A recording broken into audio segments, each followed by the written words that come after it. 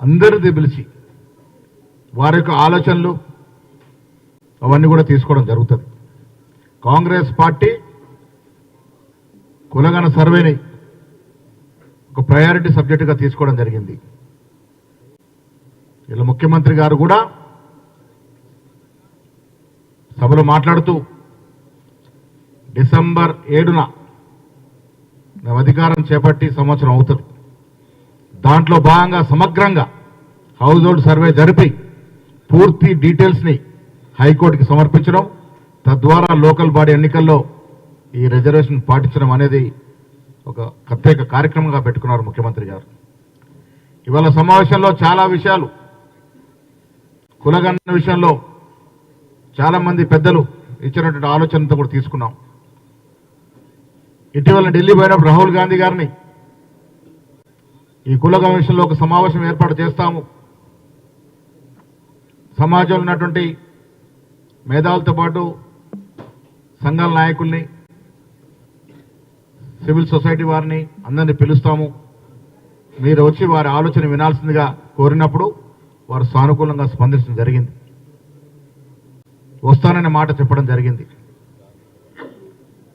ఇవాళ నవంబర్ 2న జిల్లా వ్యాప్తంగా ఈ కార్యక్రమం జరుగుతాం పాటు 5 లేక 6న రాష్ట్ర సమావేశం కూడా ఒకటి ఏర్పాటు చేసుకొని పెద్దలందరినీ పిలుచుకొని సమాలోచనలు చేయడం జరుగుతుంది. సమావేశంలో ఒక తీర్మానం కూడా చేయడం జరిగింది. మీకు తెలుసు, కేంద్ర ప్రభుత్వం మళ్ళీ 2025కి సెన్సస్ చేస్తాననే మాట చెప్తున్నట్టు సందర్భం. యునానిమస్ ఒక రెజల్యూషన్ మూవ్ చేయడం జరిగింది. మీకు చదివి వినిపిస్తాను. The Telangana Pradesh Congress committee held a meeting on 30th October to discuss comprehensive socio-educational, economic, employment, political and caste survey taken up by Government of Telangana. The TPCC has note of Government of India's decision to take up decennial census in 2025. TPCC resolved to demand Government of India to take up OBC caste census as a part of upcoming decennial census.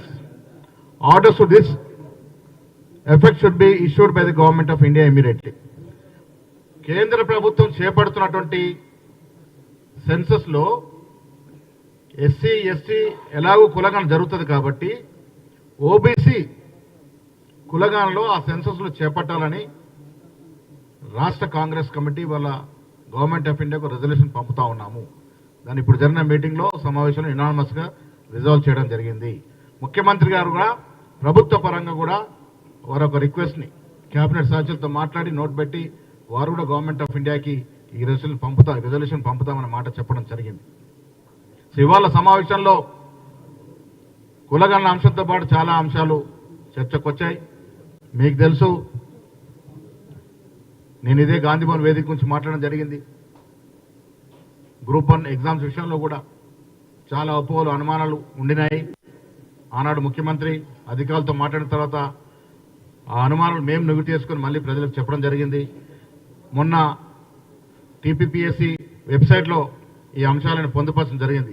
దాని ప్రకారం చూస్తే ఓవరాల్గా బీసీలకి 57.11% select అయినారు. అంటే 1:50 పిలిచిన దాంట్లోనే మాట ఈ సందర్భంగా మనవి చేస్తూ ఉన్నాను. చాలా సందర్భాల్లో దీని మీద అనుమానాలు అపోహలు ఉండేమాట వాస్తవం. అవన్నీ నివృత్తి చేస్తూ 57.11% సెలెక్ట్ అవ్వడం జరిగింది. ఓన్లీ 9.80% జనరల్ ఓపెన్ కేటగిరీలో జనరల్ వాళ్ళు సెలెక్ట్ అయినటువంటి పరిస్థితి. ఈడబ్ల్యూఎస్ కోటా వేరుగా ఉండింది. సో సమాజంలో తెలంగాణ ప్రభుత్వం చేపడుతున్న కార్యక్రమాల్లో ప్రతిపక్షాలు కొంత అపోహలు అనుమానాలు సృష్టించి పక్కదారి పట్టించే ప్రయత్నం చేస్తూ ఉన్నాయి. ఇవి నమ్మకూడదని మీ ద్వారా తెలంగాణ ప్రజానికానికి విజ్ఞప్తి చేస్తూ ఉన్నాం. బీసీల కులగణన విషయంలో ఇక్కడ నాయకులు మేమందరం కూడా, హనుమంతరావు గారు కావచ్చు, శ్రీనివాస్ గారు కావచ్చు, అనిల్ కావచ్చు, పెద్దలు షబీర్ అలీ కావచ్చు, మహమ్మద్ యాష్ గారు, మల్లన్న గారు, మా అందరి తాపత్రయం కూడా కులగణన సజావుగా జరగాలి. రాహుల్ గాంధీ గారి యొక్క ఆలోచన తూతా చెప్పకుండా తెలంగాణలో అమలు కావాలనేదే మా ధ్యేయం కూడా. దానికోసం మేమందరం కూడా దీనిపై కట్టుబడి ఉన్నాం. సెన్సెసే కాకుండా రాబోయే రోజుల్లో ఎవరికి ఏ ఉద్యోగాలు వచ్చినా ఎవరి వాటా వారికి వచ్చే విధంగా మా ప్రయత్నం ఎప్పుడూ ఉంటుంది. ముఖ్యంగా కేంద్ర ప్రభుత్వానికి ఇచ్చే మేము పంపే రెజల్యూషన్ చాలా ప్రధానాంశం. 2025లో జరపతలపెట్టిన సెన్సెస్లో ఎస్సీ ఎస్టీ అలాగే బీసీల కులగన్న కూడా కేంద్ర ప్రభుత్వం చేపట్టాలి. ఆ దశగా సరైన నిర్దిష్టమైన ఆదేశాలు ఇవ్వాల్సిందిగా కూడా మేము కేంద్ర ప్రభుత్వాన్ని కోరుతా ఉన్నాం. మోడీ గారు బీసీ అని చెప్పుకుంటాడు. బీసీలకి 10 ఏళ్ళుగా చేసింది ఏమి లేదు. కనీసం దీంట్లోనైనా మీరు అది ఇంక్లూడ్ చేసి మీ చర్చతో చాటుకుంటే బాగుంటుందని పీసీసీ రెజల్యూషన్ ద్వారా అభిప్రాయపడింది.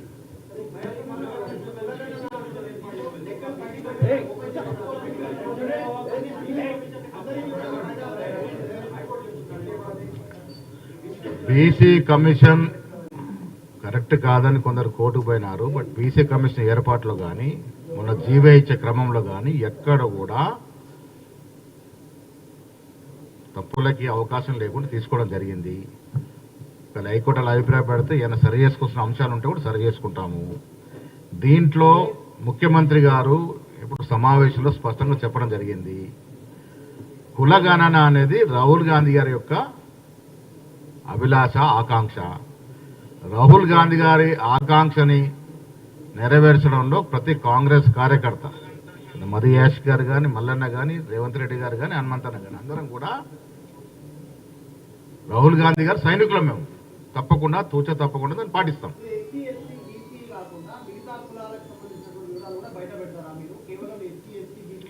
ఇది సమగ్ర కుల సర్వే. ఇది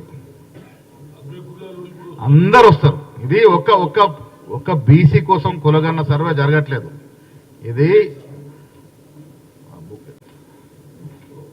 ఇదేంటి సర్వే జీవో తెలంగాణ ప్రభుత్వం చేపడుతున్నది సామాజిక, ఆర్థిక, విద్య, ఉపాధి, రాజకీయ మరియు కుల సర్వే.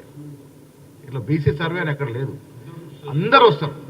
అసలు అందుకే రాహుల్ గాంధీ ఆలోచన అంటే ఎవరు ఈ రాష్ట్రంలో కానీ దేశంలో ఎంత జనాభాలో ఉన్నారు, ఎంత శాతంలో ఉన్నారు, ఎంత నిష్పత్తిలో ఉన్నారు, వారికి వంతున్న ఫలాలు ఏంటి, వ్యత్యాసం ఉందనే కదా వారి బాధ అంతా కూడా. మోడీలాగా ధనవంతులు పెంచేసి